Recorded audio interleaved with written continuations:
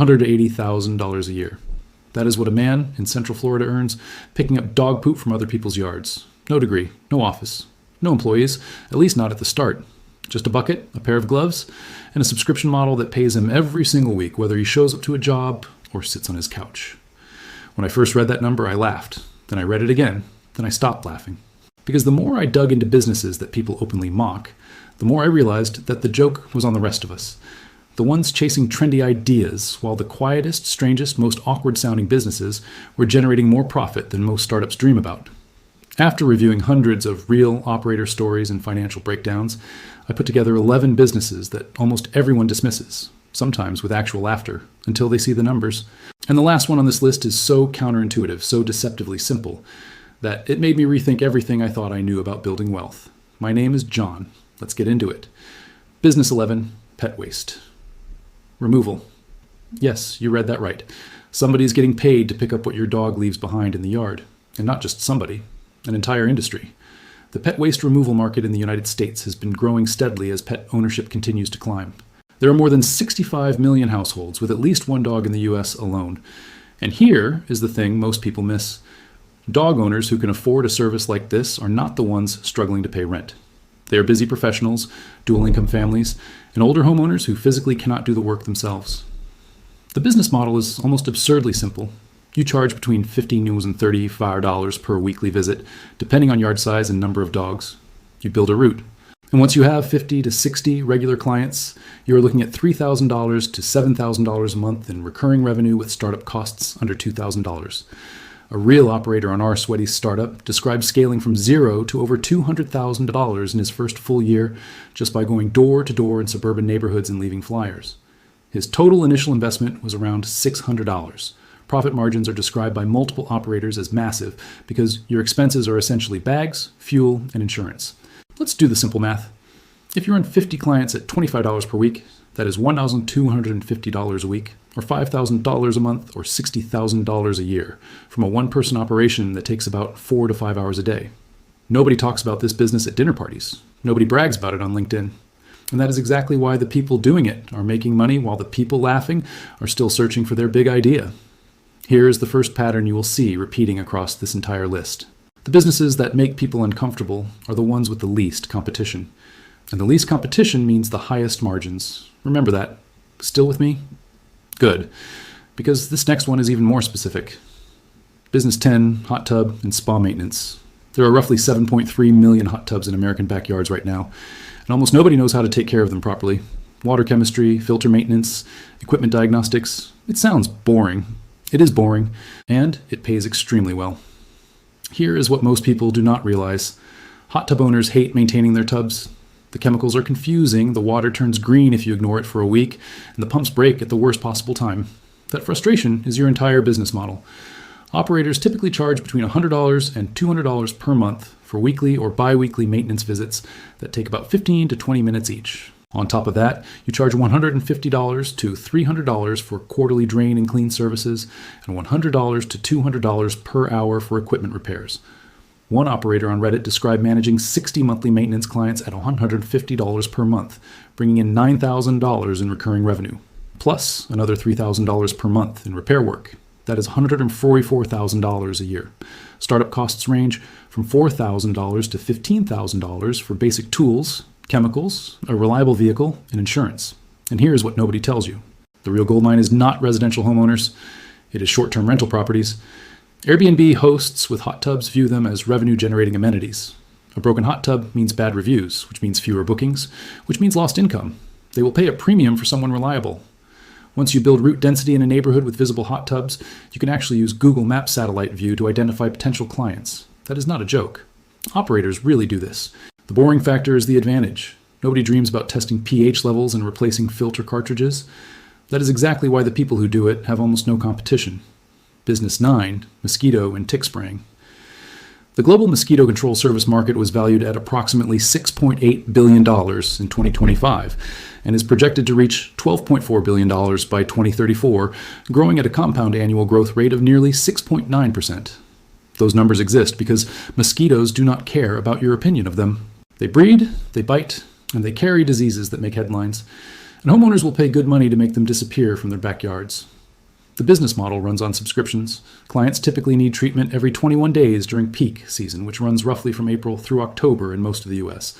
Individual treatments range from $50 to $100 per visit, depending on yard size and geography. Successful operators report net profit margins in the 20 to 30% range, with the primary costs being labor and chemicals. An operator on Our Sweaty Startup described the margins as remarkable because bulk chemical costs are low relative to what you charge per treatment. The seasonal nature might seem like a weakness, but smart operators turn it into a strength. During the off-season, many bundle complementary services like perimeter pest control, rodent prevention, or even holiday lighting installation to keep revenue flowing year-round.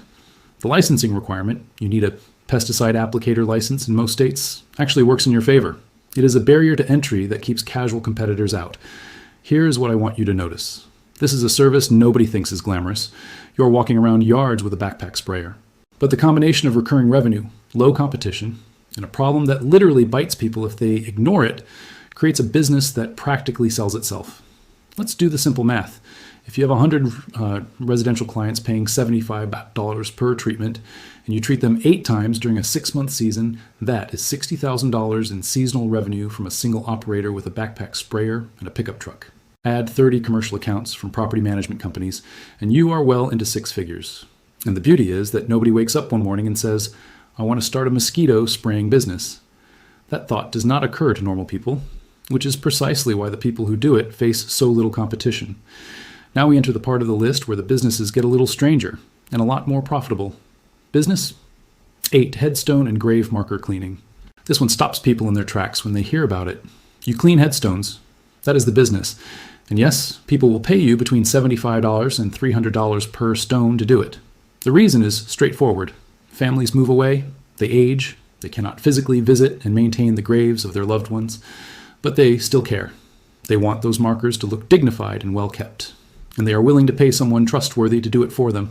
The startup costs are among the lowest of any business on this list, between $500 and $2,500 for specialized brushes, low-pressure water equipment, professional-grade cleaning solutions like D2 biological solution, and general liability insurance. Profit margins sit comfortably in the 60 to 80% range after direct costs, because your overhead is almost nothing. The trick is moving toward a subscription model. Biannual or annual cleanings create recurring revenue. Your best clients are often out-of-town families who cannot visit themselves. And your best referral partners are funeral homes, cemetery offices, and veterans organizations. Before and after photos become your most powerful marketing tool. Here's the uncomfortable truth about this business. People laugh because it involves death. It involves cemeteries. It makes them uncomfortable. But the emotional value of the service, of maintaining the dignity of someone's final resting place, creates a willingness to pay that almost no rational pricing model can explain. You are not selling cleaning. You are selling peace of mind. And peace of mind has no ceiling on what people will pay. The Personal MBA by Josh Kaufman talks about this concept. He calls it perceived value. The price a customer is willing to pay has almost nothing to do with the cost of delivering the service and everything to do with how much they value the outcome. When you clean a headstone for a grieving family who lives 3 states away and you send them photos of their mother's grave looking pristine again, the value of that moment is enormous.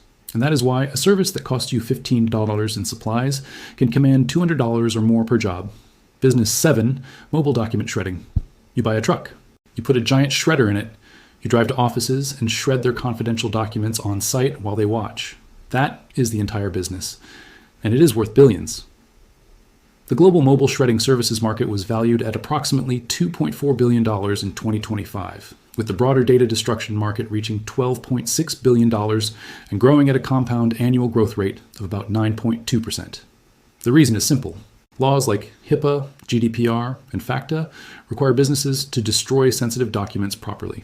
If they do not, they face massive fines. So every hospital, law firm, bank, and accounting office in your city is a potential client. And most of them already have a shredding vendor. The key is that many of those vendors are large, impersonal companies with mediocre service. A local operator who shows up on time, is professional, and provides a certificate of destruction can steal clients by simply being better. Gross profit margins typically fall in the 40 to 60% range. Startup costs run between $50,000 and $200,000, mostly for the truck and industrial shredder. But the revenue model is beautiful. You're not selling one-time shredding. you're selling recurring monthly contracts. An operator with 200 to 300 regular business clients can generate $300,000 to $500,000 per year or more. And here is what nobody tells you. The shredded paper itself has value. You sell it as recycled material, creating a secondary revenue stream from something your clients literally pay you to destroy. Think about it like this.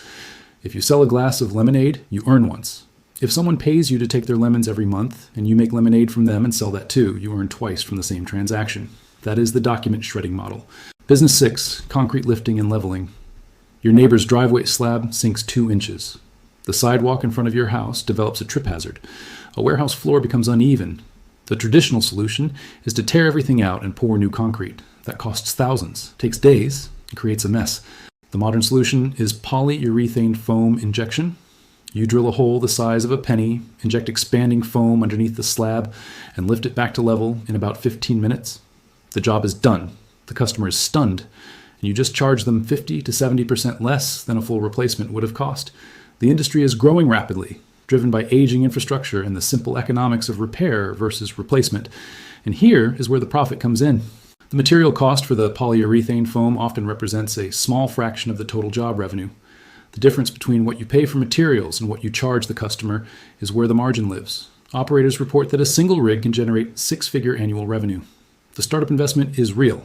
You need specialized equipment, a van or truck, injection guns, and training. That can run anywhere from $50,000 to over $100,000 depending on the setup. But the speed of completion is the competitive weapon. While a concrete contractor is spending 3 days tearing out and repouring one driveway, you're completing 3 to 5 jobs in a single day. More jobs per day means more revenue per day. Do the math. If you average $1 to $500 per job and complete 4 jobs per day, 5 days a week, that is $30,000 per week. Even accounting for materials, fuel, insurance, and equipment payments, the net margins are substantial. The reason most people overlook this business is because they have never heard of it. Concrete foam injection does not show up in anyone's dream business plan, but the people who do it full-time are quietly making more than most professionals with fancy titles. And here's something almost nobody tells you. Municipal contracts are where this business scales. Cities have thousands of sidewalk panels that develop trip hazards. They face ADA compliance requirements and liability lawsuits from pedestrians who trip and fall. Foam leveling is faster, cheaper, and less disruptive than replacing concrete, which means cities increasingly prefer it. One municipal contract can keep your rig busy for months. That is the kind of client that turns a good business into a great one. Business 5, luxury restroom trailer rentals. You know what portable toilets look like at construction sites. Blue plastic boxes that smell bad and nobody wants to use. Now imagine the exact opposite. Air conditioning, hardwood floors, granite countertops, flushing toilets, real mirrors, music playing in the background. That is a luxury restroom trailer. And a single weekend rental can cost between $500 and $2,000. The primary market is weddings. Outdoor weddings have exploded in popularity, and couples who are spending $40,000 or $50,000 on a venue, a photographer, and flowers are not about to let their guests use a standard porta potty. They will happily pay $1,500 for restrooms that match the aesthetic of their event. But it is not just weddings. Corporate galas, VIP festival areas, and film productions all need premium restroom facilities, and the U.S. portable restroom industry is valued at roughly $3.3 to $4.5 billion annually. Small operations with just 5 to 10 luxury trailers report reaching $500,000 or more in annual revenue. The startup investment is significant. A single luxury trailer costs between $15,000 and $90,000, depending on size and features. But the math works because of utilization. If one trailer rents for $1,100 per weekend, and you book it 40 weekends a year, that is $48,000 from one unit.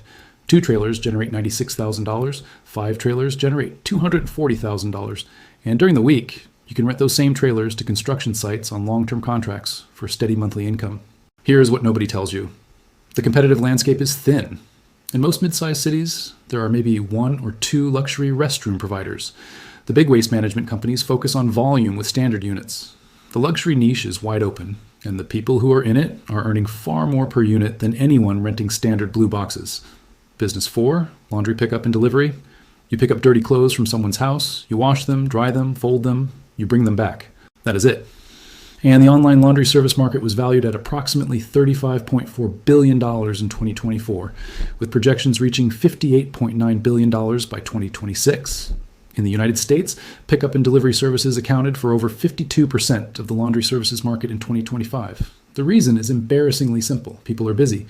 Dual-income households, single parents, and professionals working 60-hour weeks do not want to spend their Sunday doing laundry. They want it done for them, and they will pay a premium for the convenience. Well-run operations report net profit margins between 20 and 30%. The key is volume and route density. Industry standards suggest targeting 3 to 4 stops per driver hour within tight geographic zones to keep labor costs manageable. The most sustainable model combines pickup and delivery with a physical facility, either your own laundromat or a partnership with an existing one. Operators on our small business emphasize that being the middleman without your own facility is risky because you lose control over quality. But owning the facility gives you the margins and the reliability that keep customers coming back. Think about it like this. A recurring subscription client paying $100 to $150 per month does not sound like much. But 100 subscribers at $120 per month is $12,000 in monthly recurring revenue, or $144,000 per year. And the beauty is that laundry is not seasonal. People generate dirty clothes in January and July alike. Morgan Housel writes in Same as Ever that the most powerful force in economics is the thing that does not change. People will always need clean clothes. That need has not changed in centuries. It will not change in the next century either. And the person who makes it easy for busy people to solve that problem gets paid every single month. Here is what nobody tells you about this business. The hardest part is not washing the clothes. It is logistics, tagging, sorting, tracking, and quality control. The operators who fail are the ones who try to cut corners on those systems. The operators who succeed are the ones who treat it like a logistics company that happens to wash clothes. And once those systems are in place, scaling becomes straightforward. You add routes, you add drivers, and the revenue grows while the complexity stays manageable. That is the boring truth behind a business that sounds too simple to work. Business 3, portable storage container rentals. You know those big metal or wooden containers that show up on people's driveways when they are moving or renovating? Someone owns those, someone delivers them, someone picks them up, and someone collects a rental fee for every day they sit there. The global mobile storage container rental market is growing from approximately $8.6 billion in 2025 to over $16.2 billion by 2034. The business model is asset-based. You buy containers, you market them, you deliver and pick them up with a specialized truck, and you collect monthly or weekly rental fees. The revenue drivers are simple. Residential customers use them during moves and renovations. Construction firms store tools and materials securely on site. Small businesses use them as flexible inventory storage. E-commerce sellers use them near delivery hubs as a cheaper alternative to warehouse leases. Profitability comes from utilization. A container sitting empty costs you money. A container rented out generates income with no additional labor once it is delivered. The key is building a fleet large enough to generate consistent income while keeping your utilization rate above 85 to 90%. And here is what separates this from most service businesses. Once a container is on someone's property, there is almost no ongoing labor cost. You are not going back every week to service it. You're not spending time on it at all. It just sits there and earns money. It is the closest thing to automated income you can get in a physical business. The reason people laugh at this business is because it sounds like you're just renting out boxes. You are. And those boxes are part of a $16 billion industry that most people never think about for a single second. Business 2, dumpster rental. Here is one that looks as glamorous as it sounds. You own a bunch of large metal containers. People fill them with trash and debris from renovation projects, cleanouts, and construction sites. You pick them up and dump them. That is it. Operators in online communities like RR Sweaty Startup report annual revenues exceeding $600,000 with a fleet of about 50 dumpsters. Some operators in their third year have documented over $1.3 million in revenue. Profit margins hover around 40%. Each dumpster can generate over $200 in annual profit, assuming 90% utilization. The startup costs are real. Each dumpster costs between $4,000 and $8,000, and you need a truck capable of loading and hauling them. Total initial investment ranges from $30,000 to $200,000, depending on whether you buy new or used equipment. But the revenue model has something that most businesses do not. It is predictable and relationship-driven. Your best clients are not homeowners doing a one-time kitchen remodel.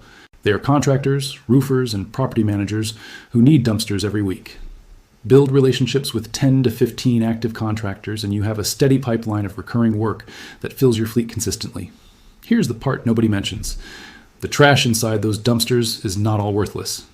Scrap metal, recyclable materials, and salvageable items can be sorted and sold, creating yet another revenue stream from what your customers literally pay you to haul away.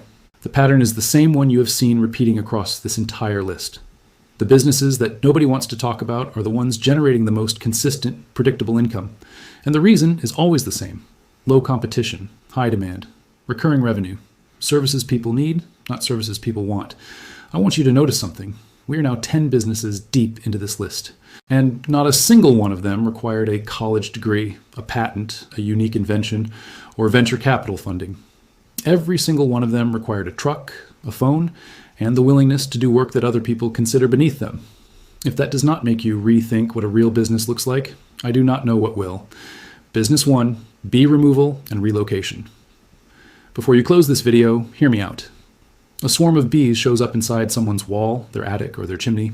Their first instinct is to call an exterminator, but increasingly homeowners and municipalities want the bees removed alive, not killed. Honeybees are pollinators. They are essential to agriculture. There's growing public awareness that killing them harms the environment. And someone has to physically go in there, open up the structure, extract the colony, and relocate it safely. Professional bee removal operators charge between $150 and $800 per job, depending on complexity, location, and accessibility. Some complex structural removals, where you need to open walls or soffits, can exceed $1,000. But here is where the model gets interesting. The colony you remove is not trash. It is an asset. Each colony is worth $150 to $200 to another beekeeper. The honeycomb contains wax and honey that you can harvest and sell. And if you keep the colonies yourself, you now have hives that produce honey, beeswax, propolis, and royal jelly as ongoing income streams.